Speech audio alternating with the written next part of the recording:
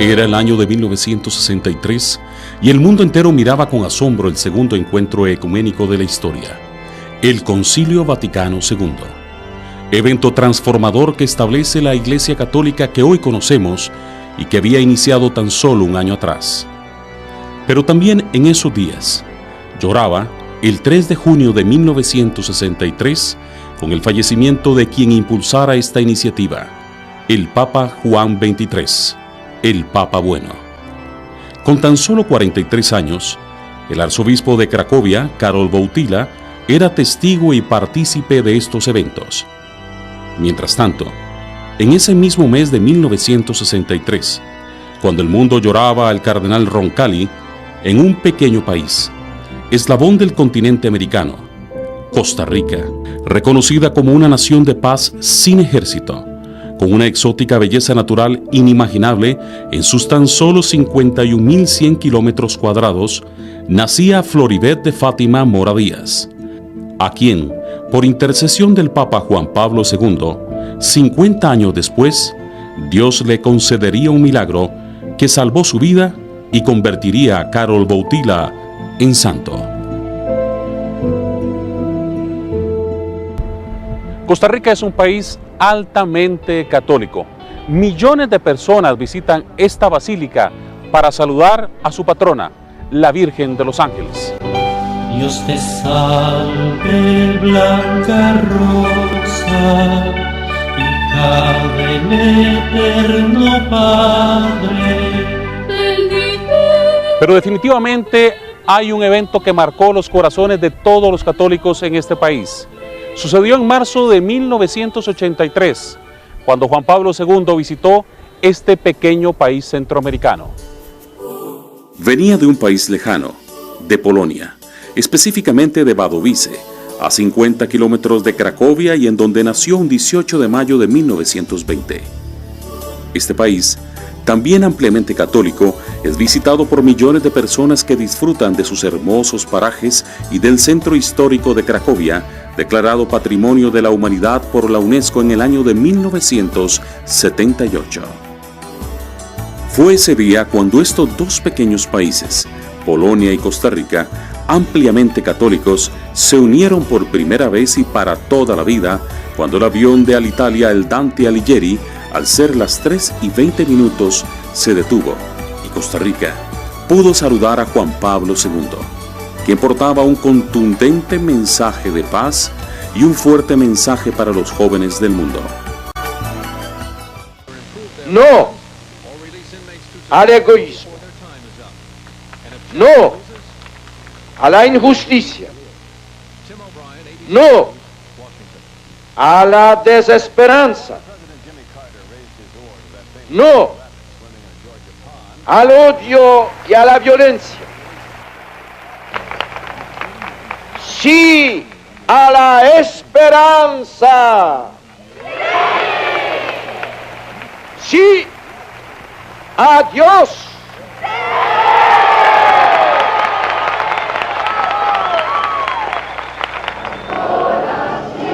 Żyje, żyje nam 100 lat, niech żyje, żyje nam. Jeszcze raz, niech żyje, żyje nam. Jeszcze raz, niech żyje, żyje nam. Niechaj żyje nam. Siendo joven, Floribet Mora Díaz vivió ese mensaje de Juan Pablo II en el mismo Estadio Nacional, sin saber que 28 años después una desgracia y una bendición impactarían su vida y marcaría la historia de Juan Pablo II.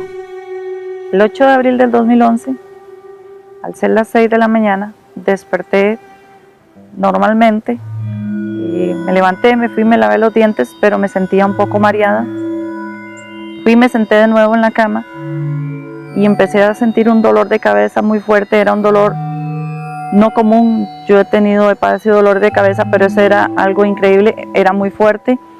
Me llevé las manos a la cabeza, recuerdo tratando de sostener porque yo sentía que la cabeza me crecía, era algo increíble. Me sorprendió, le dije a mi esposo que me llevara al hospital. A mí no me gusta estar en el hospital, pero me sentía tan mal que le dije a mi esposo que me llevara al hospital. Recuerdo que él se preparó, se alistó con mi hijo mayor. Me estaban quitando la ropa de dormir porque ni siquiera podía moverme, era algo extraño, perdí el movimiento de mi cuerpo inmediatamente y empecé a vomitar. Me llevaron al Max Peralta a emergencias y inmediatamente la doctora me vio y me dijo que estaba bien, que no me preocupara, que era un dolor de cabeza, era una migraña por exceso de trabajo, que no era nada malo. Me pasó a inyectables, recuerdo, para que me quitaran el vómito y el dolor de cabeza. Estuve un momento ahí en emergencias, en inyectables. Me dijo que me podía retirar a mi casa. Después de que llegué del hospital, dormí toda esa mañana, me desperté a la 1 de la tarde, me bañé, preparé mis cuadernos de la universidad y la computadora porque tenía que presentar, tenía una exposición y en fin, di la exposición. Salí, recuerdo, a las 9 de la noche, mi esposo me llegó a recoger a la universidad y me decía mi esposo, ¿cómo te sentís? Le digo, no, me duele mucho la cabeza.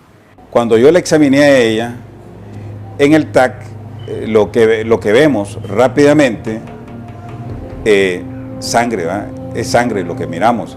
Si fuera un infarto, a veces nos tarda de 24 a 48 horas que aparezca en el TAC. Pero en este caso, en el TAC de doña Floribet, se vio sangre. Entonces, al verse sangre, se diagnostica que tenía una hemorragia subaracnoidea. Fui trasladada al Hospital Calderón Guardia. La muchacha me dijo cuando ingresé, mamita, aquí nunca se va a apagar la luz porque esta es una sala de cuidados intensivos donde todos los pacientes que están aquí, incluyéndola, están graves. Y yo aún no entendía qué era lo que pasaba conmigo, estaba asustada, no comprendía qué era toda la situación, que de la noche a la mañana me fui a grabar yo de esa manera. Y recuerdo que me dijeron, te vamos a hacer una arteriografía, te vamos a preparar.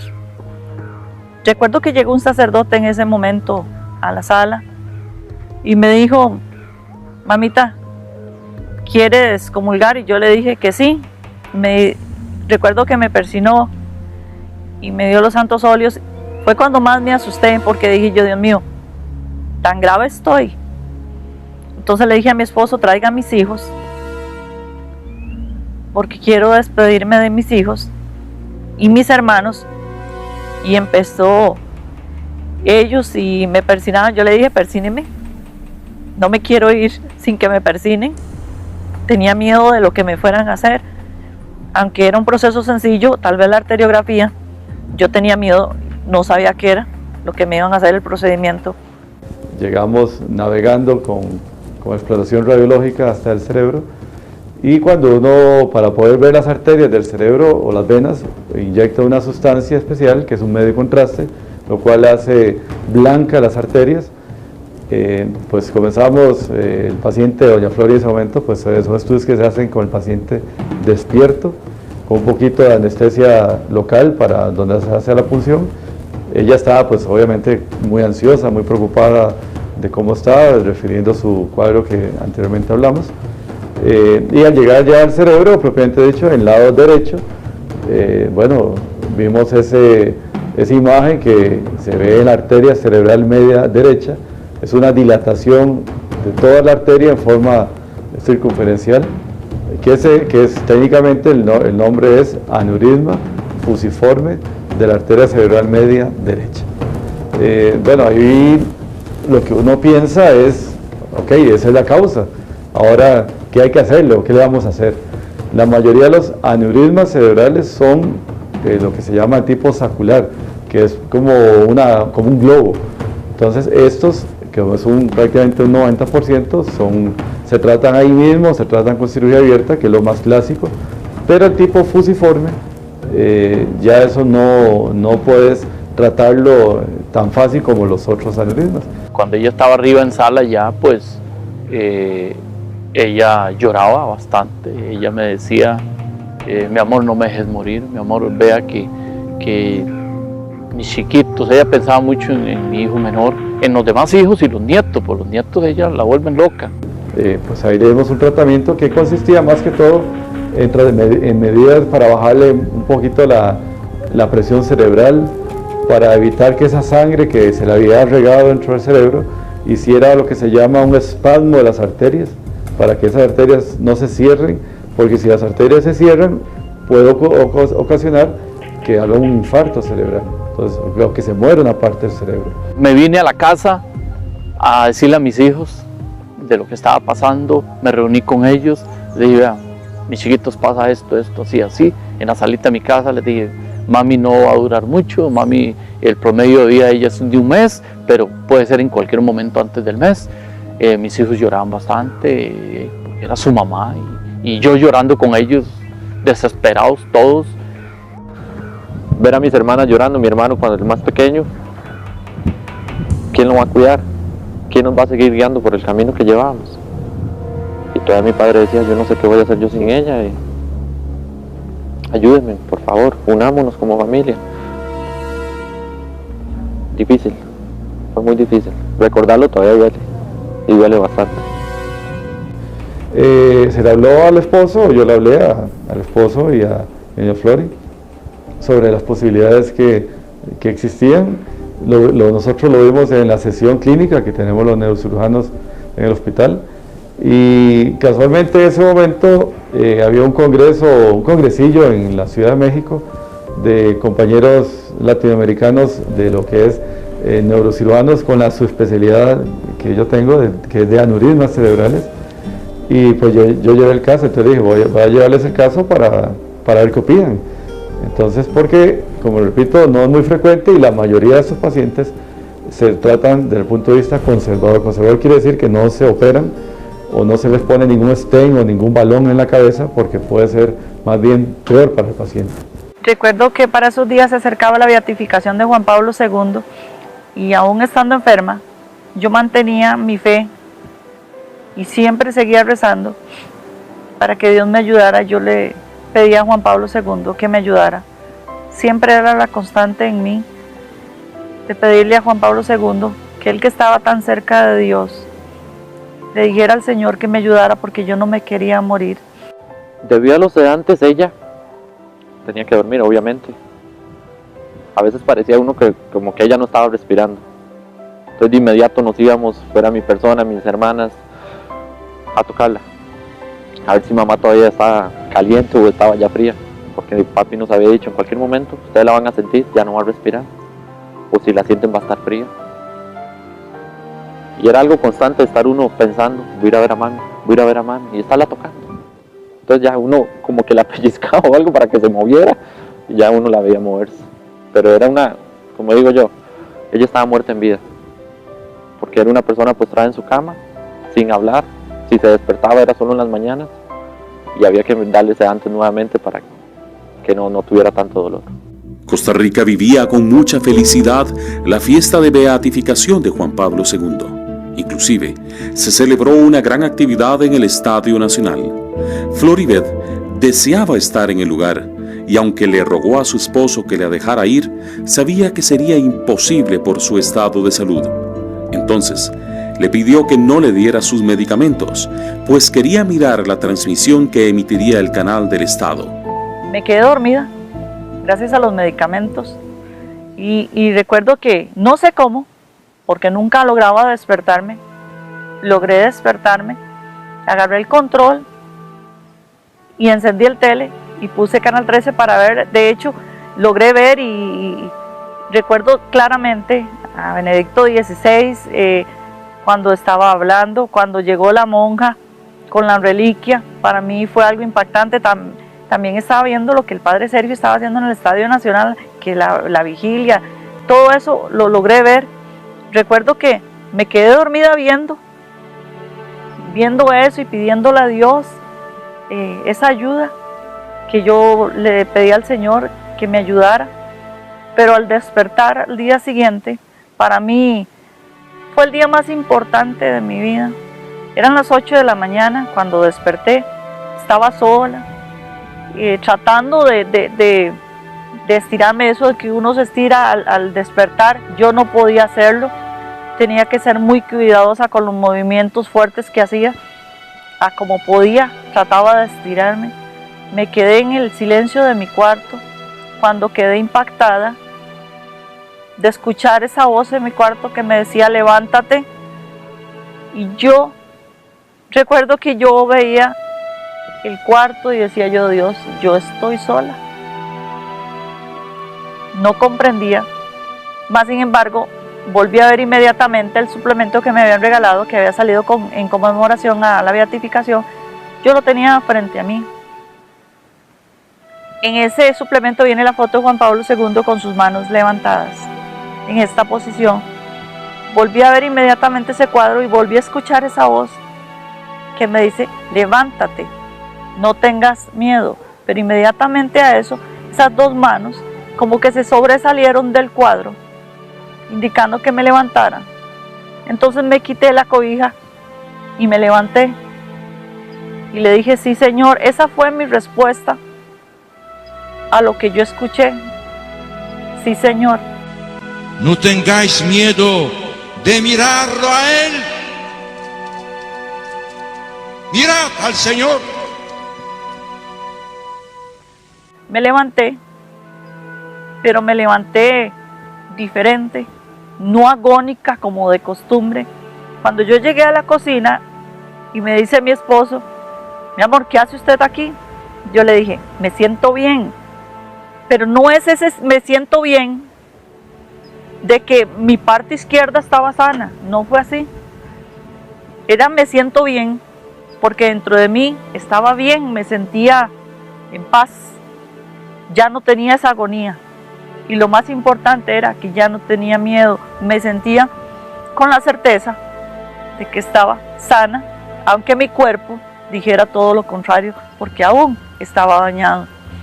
Un 12 de noviembre del año 2011, 8 meses después de que le habían dado un mes de vida a Floribet, se tuvo que someter a otros exámenes para ver la evolución del caso.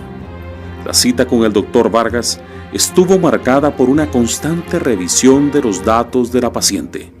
El doctor se cuestionaba lo que miraba, revisaba el material, tenía que estar seguro de lo que iba a decir. Los minutos pasaban. Y pues ya comenzó el cerebro bastante bien, y cuando ya veo la fase, lo que es la parte arterial donde está el aneurisma, pues yo me sorprendí muchísimo. Y yo por dentro dije, pucha, pero ¿qué pasó aquí? Aquí algo, no hay aneurisma. ¿Será que entonces ahí dije, no le hemos dado no le hemos operado, no le pusimos ningún COI, ningún stent? Algo pasó aquí. Entonces yo cautamente le dije a ellos, les dije, bueno, se ve muy bien, tengo una duda porque realmente no aparece nada, no le veo el aneurisma. Entonces tengo dudas si este realmente es el disco suyo, a pesar de que aquí diga el nombre, pero bueno, entonces en ese momento recuerdo que ellos se pusieron, pues, estaban como muy tranquilos, doña Flori y el esposo, y ellos se volvieron y dijeron, bueno, es que ve que fue por Juan Pablo II, eso sí me acuerdo muy claro. Ellos, entonces les dije, bueno, déjenme ir al centro de resonancia de aquí del hospital para verificar si el estudio es el suyo. Le comenté al neuroradiólogo lo que el cuadro clínico, entonces que yo tenía una duda de que por qué tenía un aneurisma y ahora no tiene. Lo sacó de la base de almacenamiento de datos que tenían, y de hecho era el disco de doña Flori, era el estudio de doña Flori, y que no había aneurisma. Inclusive el reporte de la resonancia, el reporte del neuroradiólogo de nuestro hospital, ahí está escrito que no existe aneurisma. Que recuerdo que cuando él me dice, no veo nada, ¿estás bien? Entonces fue cuando yo le dije, yo sé, estoy sana. Entonces le dice mi esposo, recuerdo que le dice mi esposo, ¿y para usted qué es esto, doctor?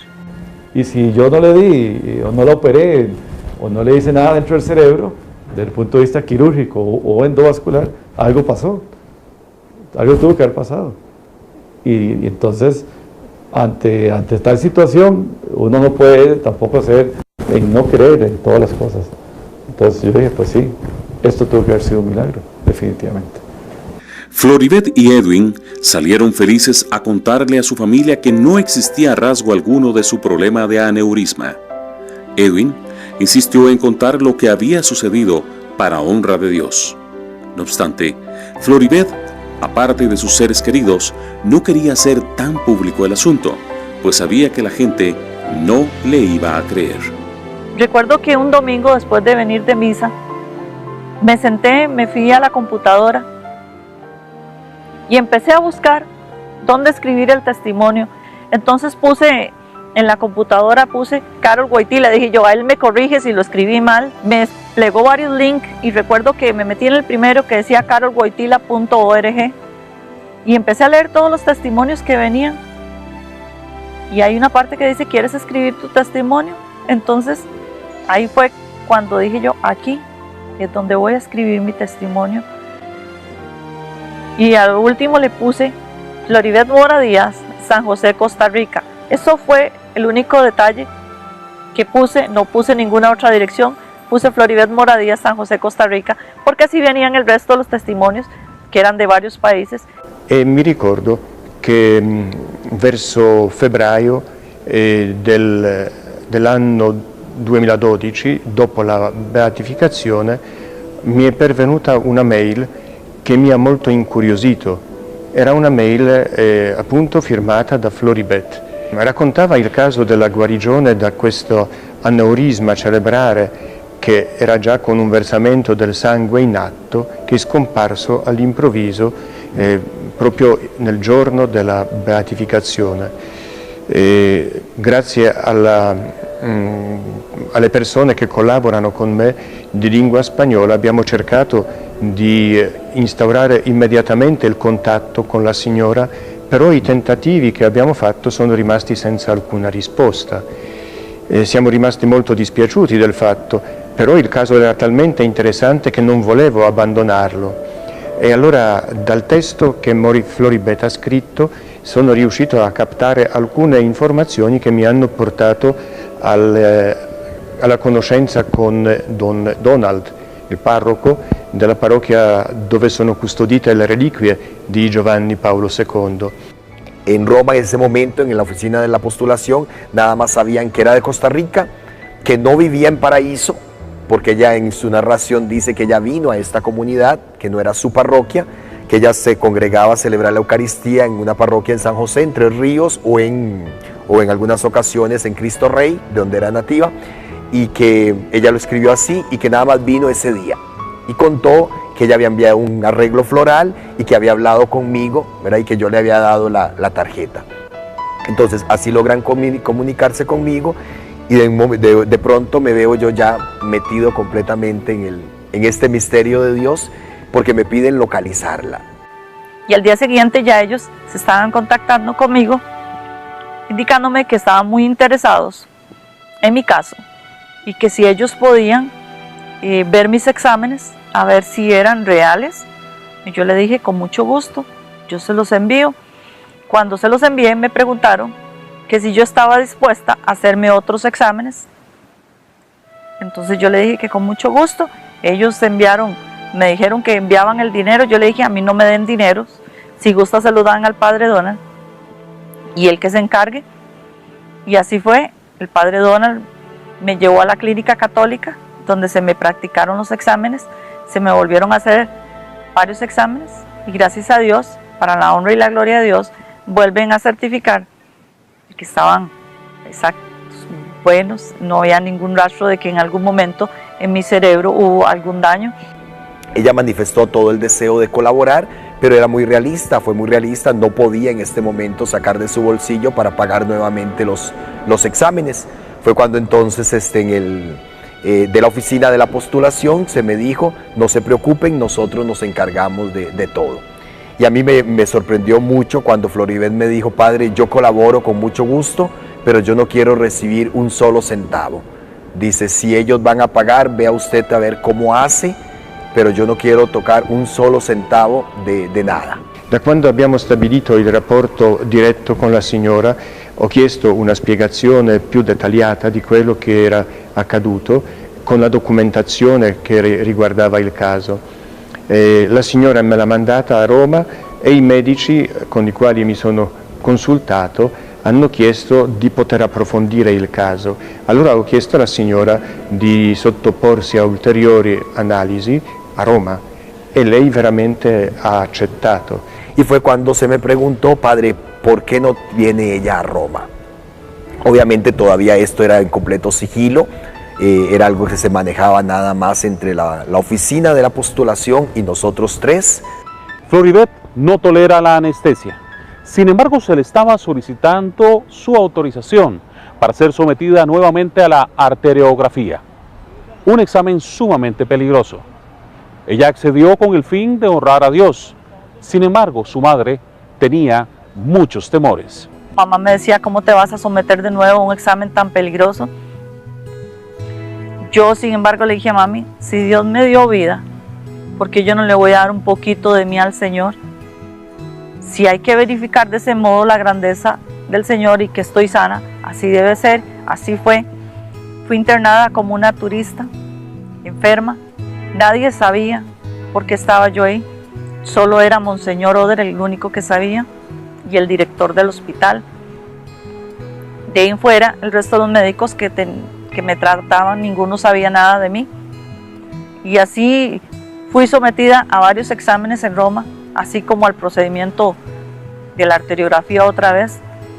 Cuando llegó el doctor, me explicó el resultado, yo le dije que si me lo podía leer porque venía en italiano, y vuelven a verificar que mi cerebro no tiene ningún daño, que no aparece en mi cerebro ni siquiera un rasgo de que en algún momento hubo un daño che occasionara algo.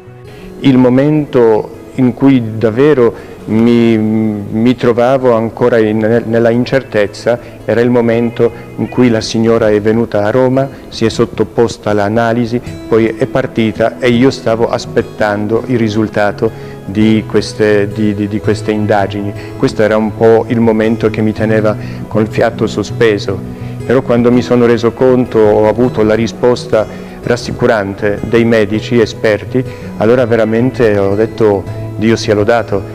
El 21 de noviembre del año 2012, Floribet recibió la llamada del canciller de la Curia Metropolitana Costarricense. Se nos solicitó formar acá un tribunal. En ese momento no había tantos sacerdotes con especialidad en Derecho Canónico acá en la arquidiócesis, entonces de Roma vinieron 2 sacerdotes, el postulador de la causa, lo que se conoce como el abogado del diablo, que el nombre correcto sería el promotor de justicia, que es el que hará todo lo posible para que la canonización no se dé, y un notario laico que fue el que llevó el proceso como notario, también un muchacho italiano. Y se nombró como juez, o se me nombró a mí como juez del proceso acá en la arquidiócesis. Recuerdo que preguntaban en italiano, que me dijeran a mí, ¿por qué usted no le contó a la gente lo que usted estaba viviendo? Entonces ellos me decían, yo le dije, no, yo le conté a mi esposo días después. ¿Por qué? Yo le dije, yo tenía miedo. Recuerdo que yo le decía, yo tenía miedo de que la gente piense de que estoy loca, que por los sedantes que yo tomo, la gente vaya a dudar de mí. Ellos se molestaron y me decían, pero lo que quiero que diga es ¿por qué? Pero hablaban fuerte y eso.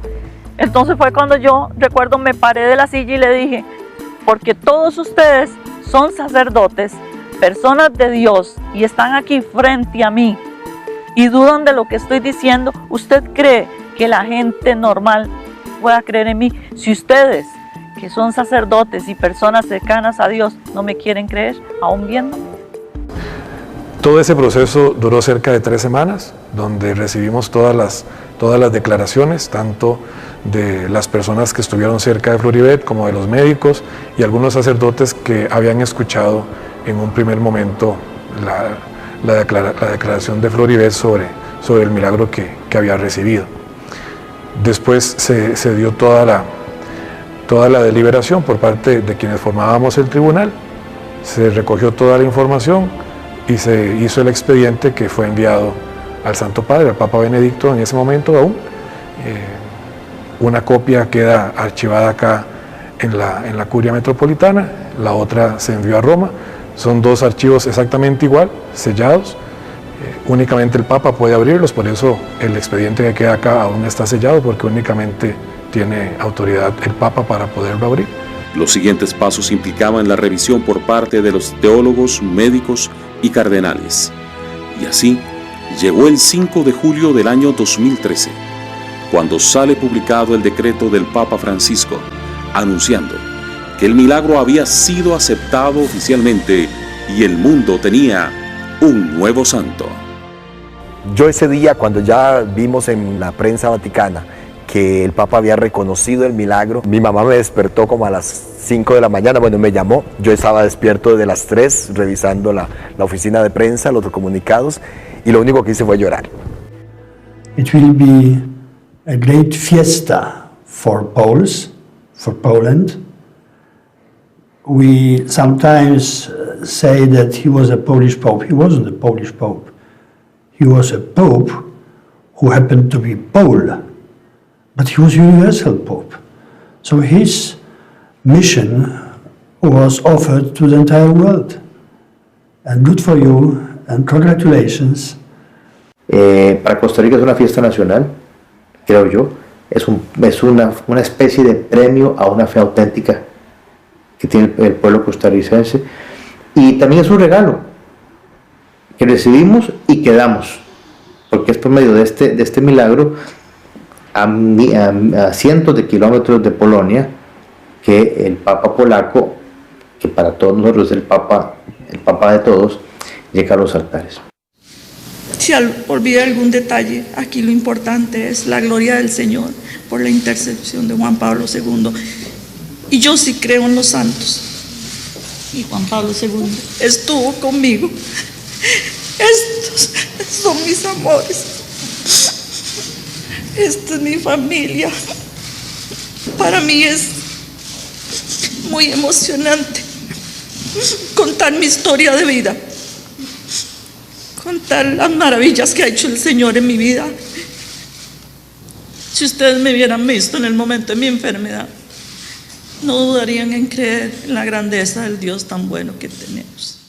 La historia de Floribet Mora Díaz y la intercesión de Juan Pablo II ante nuestro Señor para su sanación no solo fue una historia de fe, fue una historia cargada de dolor, de tristeza, de indiferencia de parte de la gente, que se sostuvo solo por una frase que un día escuchó decir al Santo Padre Juan Pablo II: no tengáis miedo.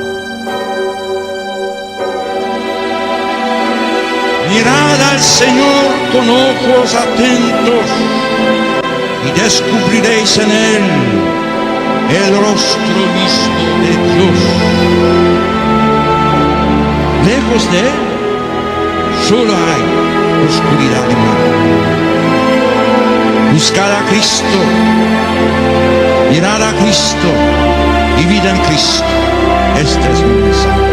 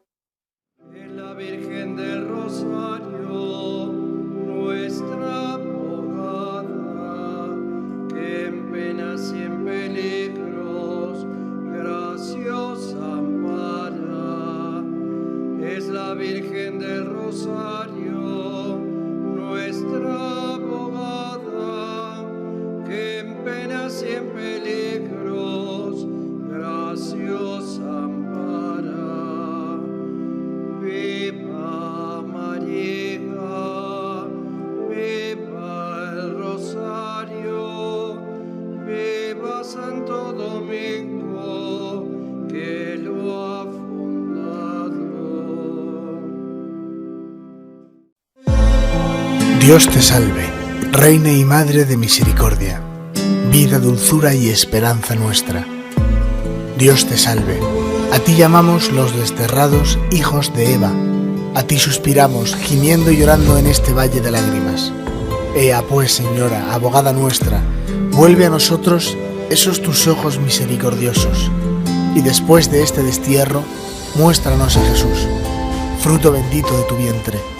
oh clementísima, oh piadosa, oh dulce Virgen María, ruega por nosotros, Santa Madre de Dios, para que seamos dignos de alcanzar las promesas de nuestro Señor Jesucristo.